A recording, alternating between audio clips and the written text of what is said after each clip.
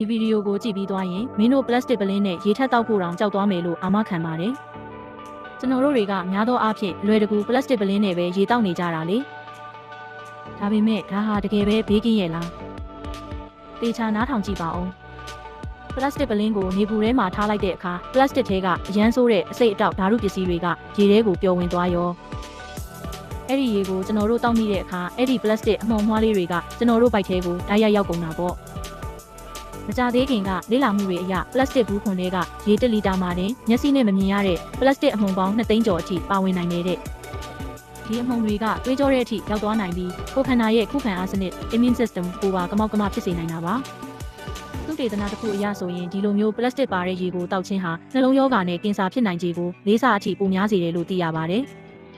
ဒါကြောင့်ကိုကျန်းမာရေးအတွက်ပလတ်စတစ်အစားဖန်ဘူးဒါမှမဟုတ် stainless steel ဘူးတွေကိုပြောင်းသုံးကြရအောင်ဒီအချက်ကိုမင်းချစ်တဲ့သူတွေသိအောင်အခုပဲ share ပေးလိုက်ပါအောင်